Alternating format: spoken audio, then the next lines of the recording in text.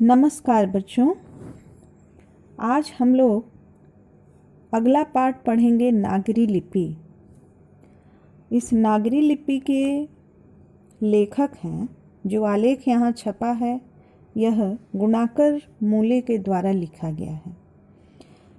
गुणाकर मूले महाराष्ट्र के अमरावती जिले में एक गांव में जन्म लिए थे।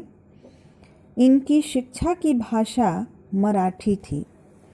गुणाकर मूले के अध्ययन एवं कार्य का क्षेत्र बड़ा ही व्यापक था।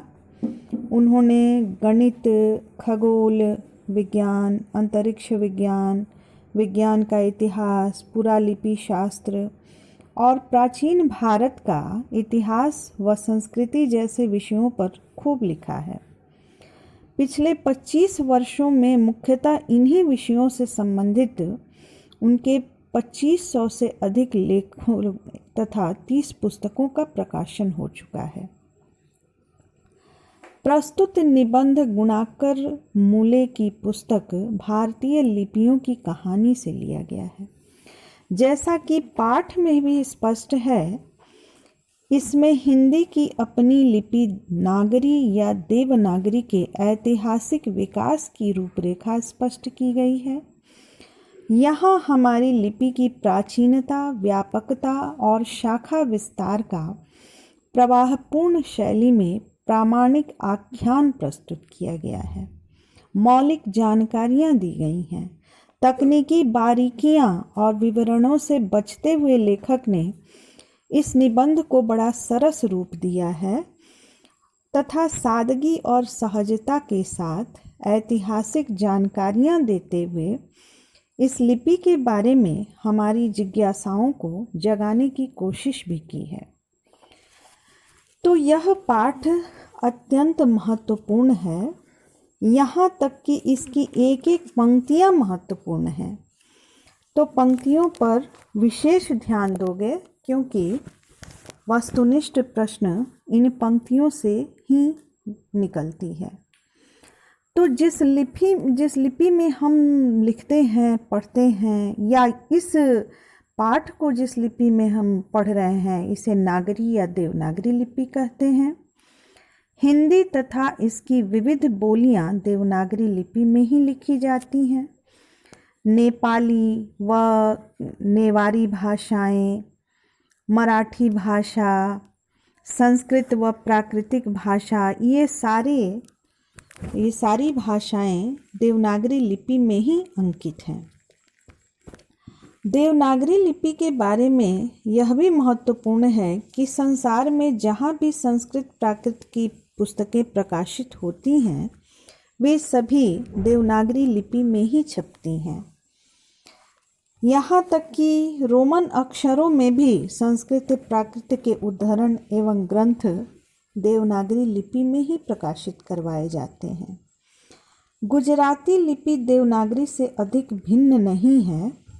दक्षिण भारत की लिपियां वर्तमान नागरी से काफ़ी भिन्न दिखाई देती हैं। बांग्ला लिपि भी देवनागरी से मिलती जुलती है। अभी कुछ समय पहले तक दक्षिण भारत में पोथियां लिखने के लिए देवनागरी लिपि का ही व्यवहार होता था। यह प्रमाणिक है कि नागरी लिपि के आरंभिक लेख हमें दक्षिण भारत से ही मिले हैं और दक्षिण भारत में इसे नंदी नागरी कहा जाता था। इसके बहुत सारे उदाहरण भी हैं, जैसे कोंकण के शिलाखार, मान्यखेट के राष्ट्रकूट, देवगिरी के यादव तथा विजयनगर के शासक, इन सभी के लेख नंदी नागरी में ही हैं। पहल विजयनगर के राजाओं के लेखों को, उनकी लिपियों को ही नंदी नागरी नाम दिया गया था। दक्षिण भारत में तमिल, मलयालम और तेलुगु, कन्नड़ लिपियों का स्वतंत्र विकास हो रहा था। फिर भी दक्षिण भारत के अनेक शासकों ने नागरी लिपि का इस्तेमाल किया था।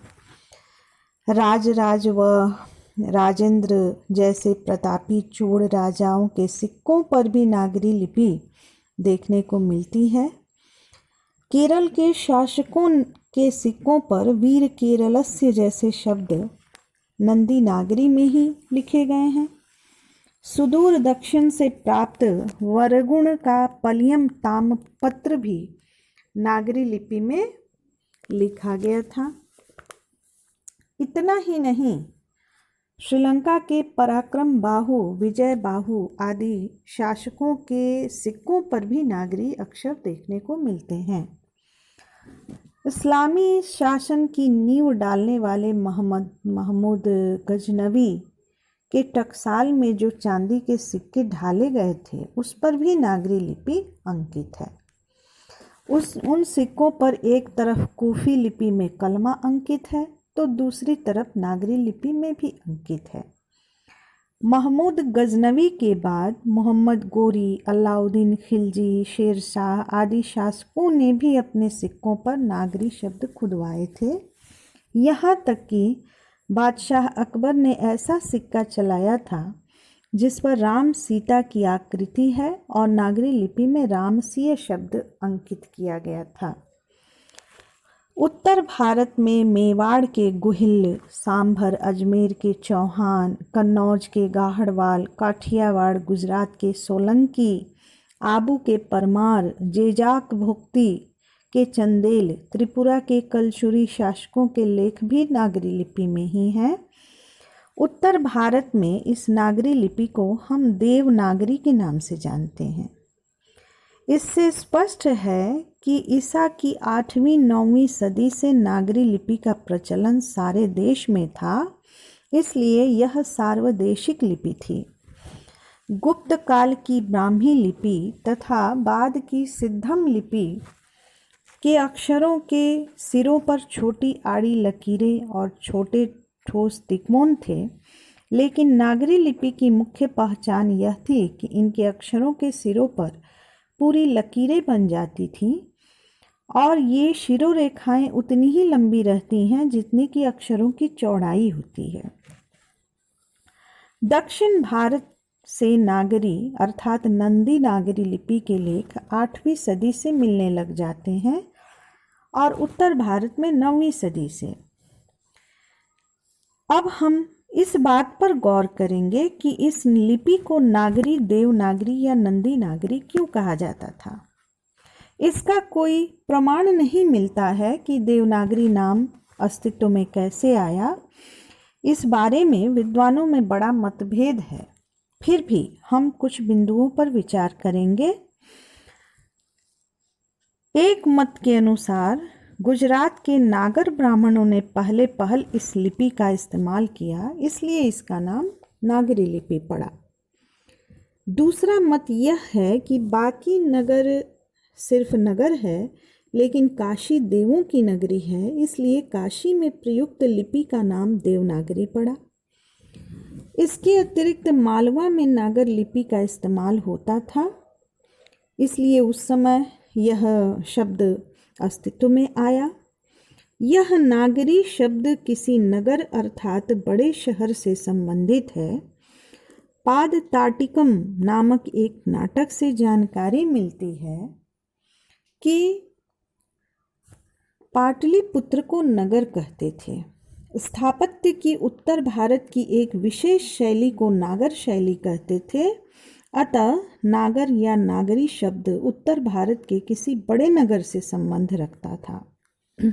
हो सकता है कि यह बड़ा नगर प्राचीन पटना ही हो। चंद्रगुप्त द्वितीय विक्रमादित्य का व्यक्तिगत नाम देव भी था, इसलिए गुप्तों की राजधानी पटना को देवनगर भी कहा जाता था। और देवनगर की लिपि होने से उत्तर भारत की प्रमुख लिपि को बाद में देवनागरी नाम दिया गया। शायद ऐसा हुआ होगा, एक यह भी मत है, लेकिन हम उसको प्रमाणित रूप से नहीं कह सकते हैं।